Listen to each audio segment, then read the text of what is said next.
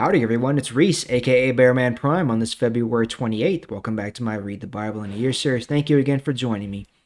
Card in the top right hand corner for the rest of the playlist. If you're enjoying the series, please hit that like button, and if you want to stay caught up, hit that subscribe button and the notification bell.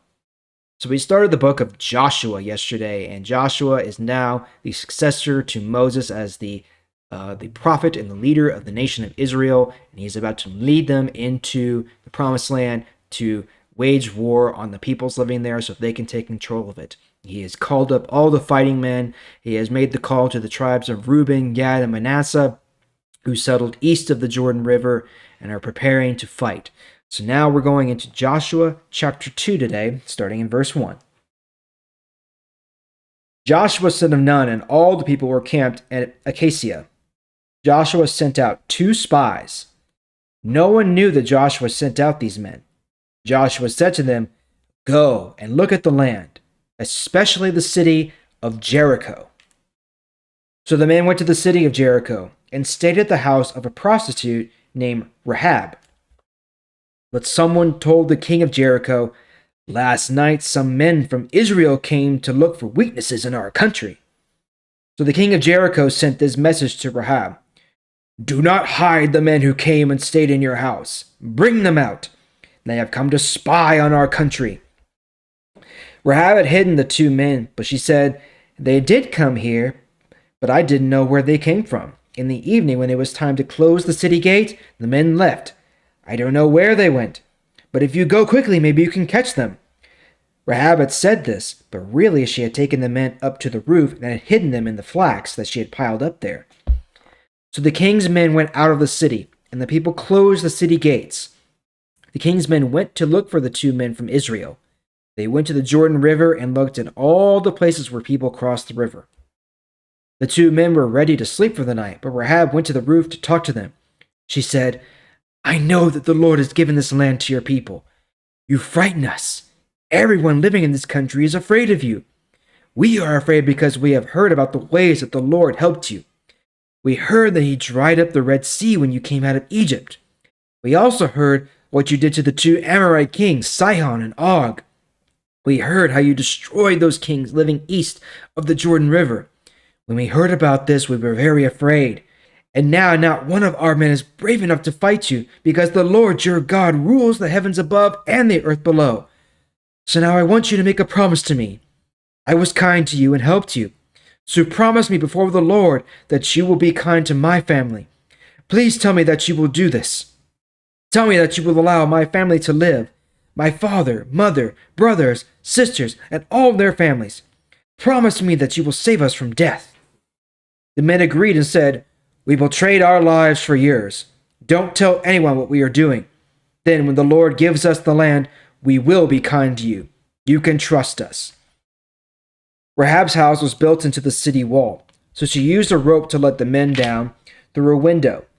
Then she said to them, "Go into the hills so that the king's men will not accidentally find you. Hide there for 3 days. After the king's men come back, you can go on your way." The men said to her, "We made a promise to you, but you must do one thing, or we will not be responsible for our promise. When we come back to this land, you must tie in your window this red rope you are using to help us escape. You must bring your father, your mother, your brothers, and all your family into your house with you. We will protect everyone who stays in this house. If anyone in your house is hurt, we will be responsible. But if they go out of your house and are killed, we will not be responsible. It will be their own fault. We are making this agreement with you, but if you tell anyone about what we are doing, we will be free from this agreement." Rahab answered, "I will do just what you said." She said goodbye, and the men left her house. Then she tied the red rope in the window.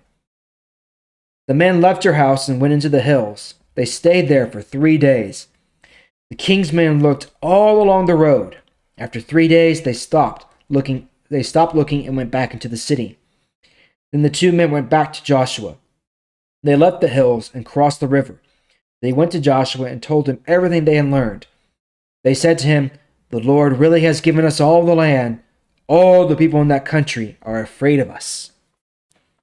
All right, so The stage is being set. They are preparing. The spies have learned that the people of Jericho and all the people living in this land right now are afraid. They know they cannot stand against the mighty God and his nation because God is ruler of heaven and earth and he will wipe them out. Now it's interesting. Most of the Old Testament, pretty much all the Old Testament, and then the first part of the New Testament, God deals exclusively, like 99% of the time, exclusively with the Jew, with the nation of Israel. But there are a few rare exceptions where he uses a Gentile, a non Jew, in his plan and blesses them. And here's one of them, the prostitute Rahab, who lives in the city of Jericho in the walls, who hid the two spies and protected them from being captured and allowed them to escape. So, because of this, she was blessed, her family was blessed, they were protected from the army, the invading army of the Israelites, and they were allowed to live in the land with them.